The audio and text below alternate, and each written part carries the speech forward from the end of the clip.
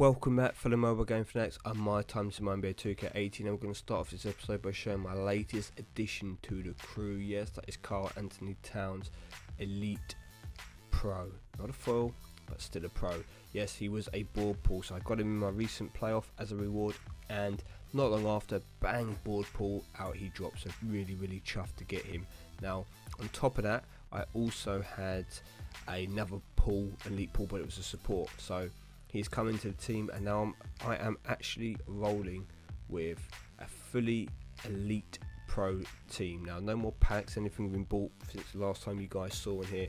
I've been grinding the game. Yes, I've been pretty lucky with that Brook Lopez and Karl Anthony Towns duplicates that I've ended up getting, because there are a lot more cards in this game, okay? And that is going to make it a lot more difficult for people to get pros, not just me, everyone. As you can see here, Karl Anthony Towns does come up above Brook Lopez fractionally, although I haven't supercharged Lopez at this moment in time, which I do need to do. So as a result, I'm going to swap these two around to put him in position. So I do need to charge him, which I can. In fact, I'll do it now because he is an elite foil, so it's worth it, in my opinion, using your supercharged keys on your Epic Prime Pros and your Elite Pros. Obviously, if you're still working your way through the tiers and you can get enough supercharged keys along the way, then yes, use them on other cards as well. But once you hit, I'd say, Epic Prime to Elite tier, you're probably going to spend most of your time using your supercharges and all your abilities and stuff on your top cards. Okay, you're not going to really want to be using them on those regular epics and those regular epic, those epic foils and even the regular epic primes. You'll probably stay away from. But that's the team we're rolling with now. When I had 4 of these guys and my Brandon Ingram, who served me well, I was doing pretty well. I was winning games the majority of the time because my cards were supercharged, and my abilities on both that Lonzo Ball and Kristaps Porzingis were helping me massively. Okay, we'll come to that in a moment. So I'm actually going to go and just play 10 head-to-head games in a row in this video and see if we can win them all. But before I get to that, let's just have a quick look at Rivals Clash and the rewards. Now, I know they're going to be smaller on your screen, so I do apologise, but just, you know, kind of bear with me when I tell you about the 2 cards. So you've got DeMar DeRozan versus Gordon Hayward. So Toronto versus the Celtics. Personally, I think the Celtics are never going to win this. It's got to be DeRozan that a lot of people are going to go for. From my perspective, you've got a small forward and a shooting guard. Now, I'm finding shooting guards an absolute bugger to pull. If I showed you my playoff, you'd see that my team is so lacking in that area. Everyone is out of position, and it's just a horror position. So for me, I'll be going for him if I can get that top 1 to 50 rank. I would also pick up a Kyle Lowry or a Kyrie Irving foil, depending which side wins. 51 to 500 is going to get you just event pro, and this is going to be more realistic for me. This is what I'm going to be aiming for. Notice how those of you who played in the first event, the ranks are back down to being 1 to 50 and 51 to 500. It's no longer that 1 to 100 getting duplicate event cards because of the first fail, should we say, of the Rivals Clash. They obviously upped the number of people that would get the cards to keep the number of event cards in the game the same, and that's back down to the more, should we say, standard structure. As we go down, you've got foils, Epic Prime foils being Serge Ibaka and Al Horford, and as we scroll outside 2000 to 4000, you've got the regular elite versions of both Lowry and Irving respectively.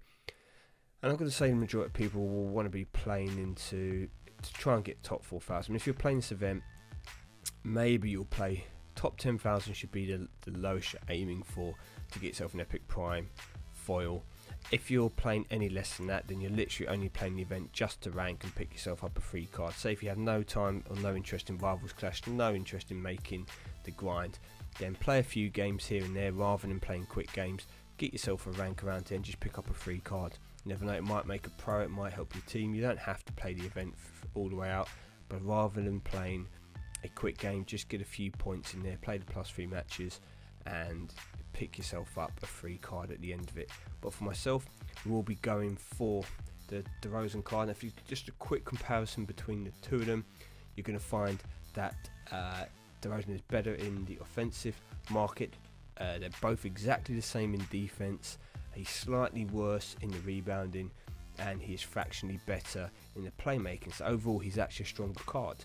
So that's probably also going to tip it in his favour. He's going to have more stat points overall than the Hayward card. And we just had a small forward in the form of Porzingis. So for people who are looking for the event cards, I think DeRozan's going to tick more boxes, and I think he is going to be the popular choice. But as you go down between Kyle Lowry, the point guard, and Kyle Irving, both point guards, massive offense, pretty good playmaking as well. For as you can see here, a much more rounded card in Kyle Lowry, with his defense not being too far after playmaking and the offense. Both of them lacking on the rebound. For the sub cards, to be fair, I still think it's going to be Raptors. That's going to be my prediction, so we will see. Now, I also want to say a big hello and good luck, thank you, everything like that, to the 3 new members to the team. So I'll just show them very quickly. So our new members are, as we scroll through, and thanks to everyone else who did apply. Apologies, but there's only 3 places at the moment. So we've got Big Dog, we've got Jammer, and we have Riley. So good luck to you guys.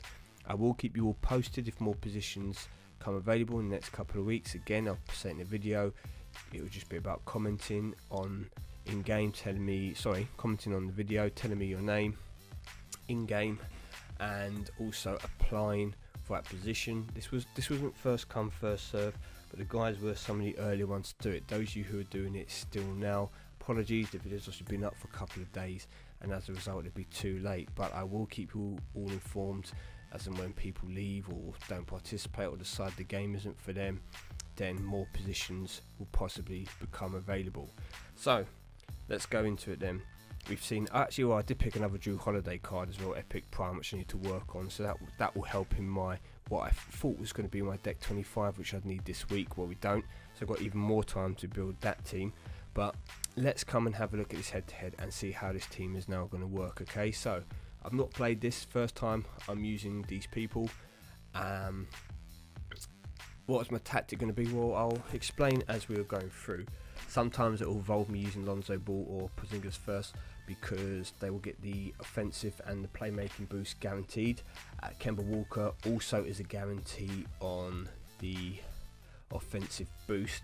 So when offense is called, I sometimes like to use them, especially if it's a tag team, to give everyone else the boost. So here, if defense is called, this tends to be a throwaway card for me. So I'm going to throw out Brook Lopez because I've got no real defensive geniuses here, and that was just a game I expected to lose. Now on the offensive side, if I use Porzingis, he's also going to guarantee to procs. This is a very good time for me to use him, even if I come up against him again. If that guy hasn't maxed him out, it's a guaranteed win for me unless he uses a boost.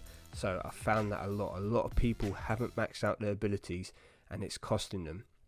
When it comes to playmaking, well, I've obviously got a foil pro and a regular pro here, so I'm going to throw away this Karl Anthony Towns and keep my 2 best cards for the end. Well, unfortunately it's rebounding, which isn't the best outcome, but we beat our opponent because that was just all regular elite pros. So there we go, first game, 1 out of 1.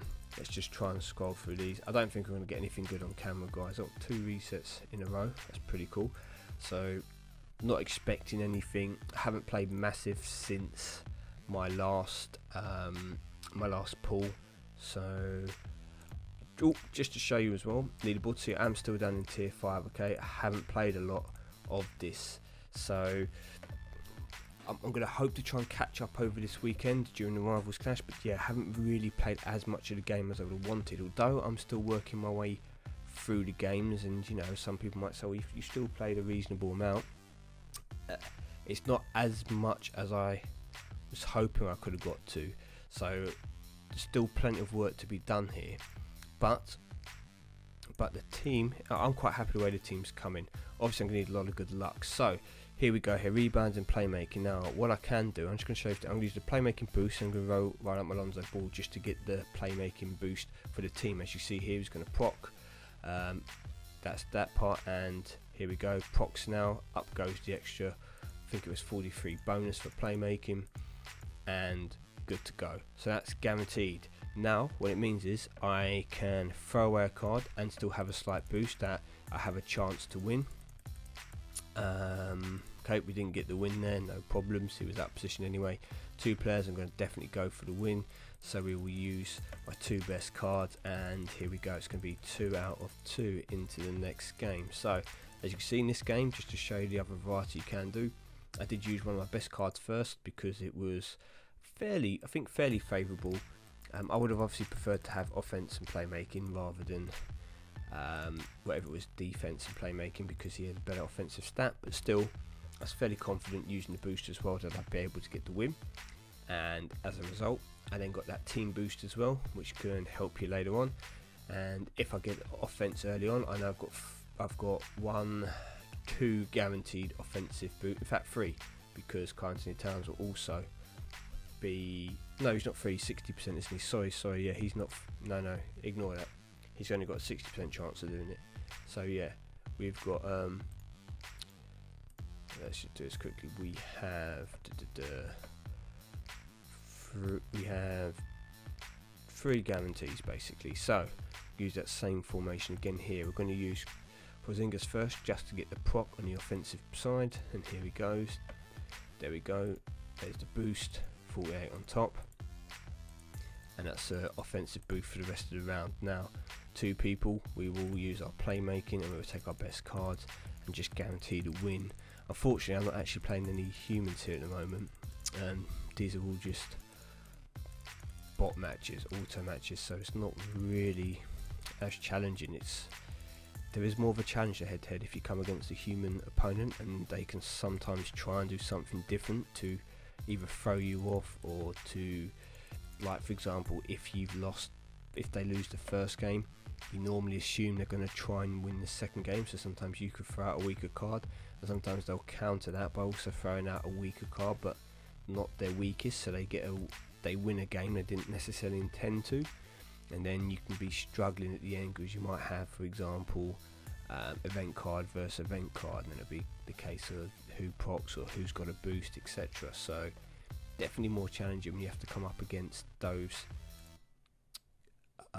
what should I call them, those interactive games. Yeah, we've got interactive games, not these just click and throw games. But as you can see, the team does pretty well. So playmaking, we're going to use a boost, we're going to do Lonzo Ball, and we're also going to throw out, you know, we'll take a slight risk here. We'll throw out Anthony Towns because I don't think Logan is going to be a person. Nope, it isn't.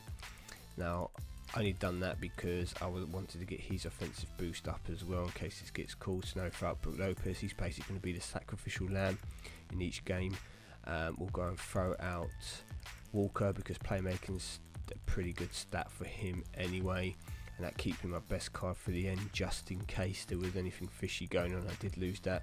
I was hopefully have a very good chance winning the last match. So you know, I don't think I'm going to do 10 guys. I would have probably done 10 games if I'd have been coming up against opponents, but so far 4 matches, 4 bots, or what I call automatic matches where you don't have someone in the other end making a decision, isn't going to be quite as enjoying to view. And it's maybe has something to do with me being so lowly ranked. Obviously I was in the top, say, 2 or 3 tiers, then there's probably going to be more people on playing who are actually of a similar deck to me and would make it more challenging, but I can only play what's in front of me at the moment. So here we go, Brook Lopez versus Brook Lopez. He's going to win, and then we will, you know what, we're going to do something different. We're going to go with a single Kemba Walker here because he's going to proc in the offensive category anyway, and he's a foul, that should get the win. And with the 2 players, okay, he's rebounding, but I'll use both of my event cards, gets me the win, and then we don't really matter we don't really mind what happens in the last game with Anthony Towns. So another win. Yeah, not going to do the whole 10 because the way it's going, it's not really going to be too much of a challenge. Maybe once I work my way through a bit more and I come up against, I was actually coming up against a few humans when I had my Brandon Ingram in, certainly more than I have been here. We'll do this last one because it's waiting for us, but I was hoping to have had like a challenging game. I don't even mind losing the game just to kind of show you that there is a thought process in this, and this isn't just a case of, you know, pick a player and see what happens. If you want to win more games than you lose, and you want to get to maximise your ball pools, and you want to move up the tiers, because each time you win, obviously it gives you an extra point. It's going to help you move up the tiers or maintain whatever tier you're in. You're going to actually have to make decisions along the way. So let's just have a see here. Okay, it's against another automatic game. So in this example, we'll do it again. We'll throw out Lonzo Ball here because he's going to proc in playmaking, so it makes sense to use him and get that team proc. So playmaking's up and procced. Now the offensive boost, choose one player. Once again, we're going to use Kyle Walker because he'll have an offensive boost come out. Now I could have kept him to the end because he's a better card than Karl Anthony Towns, but it's irrelevant because I'm against a bot, so I know I'm going to win it anyway. And there we go. Throw out those two, take the win, take the 3 picks, and move on. No spinner, red focus card. I'll take that. No, okay. As I said, nothing good. Alright guys, I'm going to sign off there. So unfortunately I couldn't really show you what I wanted to do here, but hopefully in a future episode we'll be able to do that. See if I can challenge myself to getting 10 head-to-head wins in a row against human opponents. And with that, I'll be back once Rival Clash is up and running to show you my progress. Maybe recap on a few tips for those of you if you're struggling, and also probably for my next playoff, because it does look like I'd only just charged this one. I didn't charge early enough, and I'm losing 2-1. This guy does have a better deck than me, so it looks like I'm going out in the semi-finals. But on a positive, I'll be able to put in my Karl Anthony Towns, which is missing from here. I'll be able to put in my Kevin Love, which I didn't put in this time, and if I get my Rudy Gay's done, I got him in. He's not quite fully leveled up, but he's in and ready. And if I also get my Drew Holiday done, that'll be another card to come in. Then the team will be starting to look a little bit more solid. So thank you for watching, everyone. I've been MyTyme. Peace out. Good luck with the event, and I'll see you all soon.